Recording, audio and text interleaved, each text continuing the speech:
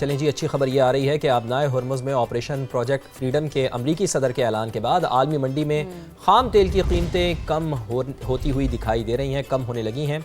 अमरीकी खाम तेल $101.8 फ़ी बैरल पर आ गया है। बरतानवी ब्रेंट क्रूड के बारे में आप बताइएगा, लेकिन मैं ये दुआ करूँगा कि ये कम अज़ कम जुमेरात तक ऐसी ही कमी होती रहे ताकि पाकिस्तान में भी इसके असर नहीं। तो आपने सब जुमेरात तक ही उसको स्पेसिफाई किया, मैं तो कहती हूँ कांस्टेंट होती रहे। नहीं, वो फिर हमारे यहाँ जुम्मे को फिर नई कीमतें रिवाइज होती हैं ना, इस वजह से मैं कह रहा हूँ। तो जी, बरतानवी ब्रेंट क्रूड भी $108 की सतह पर ट्रेड कर रहा है और ओपेक मुल्कों ने भी तेल की पैदावार बढ़ाने का ऐलान कर दिया है। आपको पता है मैं किस तनाजुर में कह रहा हूँ। मिसाल के तौर पे आज है मंडे, आज तो कीमतें हो रही हैं कम, फिर अगर मंगल को, बुध को या जुमेरात को कीमतें बढ़ना शुरू होंगी ना, तो फिर उसका इम्पैक्ट डायरेक्टली फिर जुमे वाले दिन आपने लास्ट फ्यूलिंग कब करवाई? मुझे लग रहा है आपने अपना हिसाब किताब देख के दुआ की है।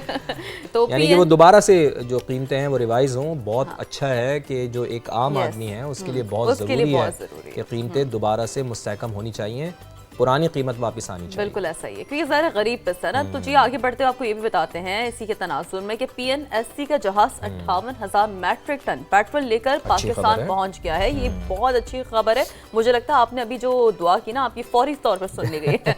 तो खैरपुर नामी पाकिस्तानी जहाज कुवैत की पोर्ट से तेल लेकर निकला था। इस हवाले से बात कर लेते हैं समा के नुमाइंदे रिजवान आलम से।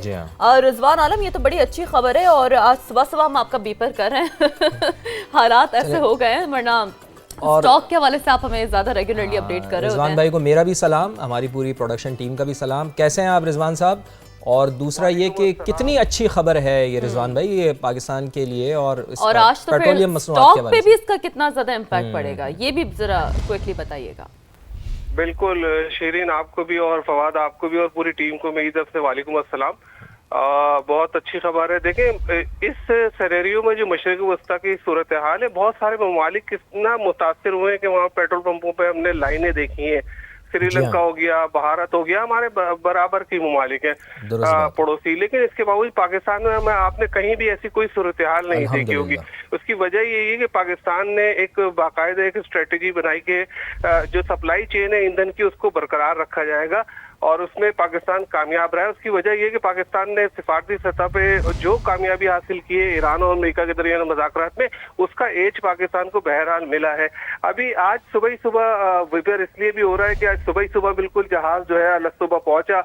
ये कुवैत से 58,000 मेट्रिक टन पेट्रोल लेकर पाकिस्तान आया है और इससे पेट्रोलियम के हमारे जो पेट्रोल के जखायर है उनमें भी इजाफा हुआ है।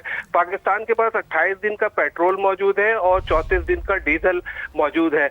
और ये जो PNSC का जहाज है खैरपुर नामी, ये कुवैत की पोर्ट से जो है जहाज लेकर निकला था और इसने ना सिर्फ आबनाए हरमस पार किया बल्कि ये अमेरिकन नाकाबंदी से भी निकल कर आया है। ये पाकिस्तान का दूसरा जहाज है जो अमेरिकी नाकाबंदी के बाद यहाँ पाकिस्तान वहां से निकल के पाकिस्तान रिजवान साहब, बहुत अच्छी आपने हमें आदाद शुमार भी बताए, बहुत बहुत शुक्रिया आपका। रिजवान आलम जैसे हमें बता रहे हैं कि 28 दिन का फ्यूल हमारे पास मौजूद है, 34 दिन का हमारे पास डीजल मौजूद है। बस थोड़ा सा इसमें परेशानी है, चले सप्लाई चेन तो हमारी मुतासर नहीं हो रही है ना, बस वो तो आलमी मार्केट में जो खाम तेल की कीमतें हैं उसका इम्पैक्ट जरूर आ रहा है।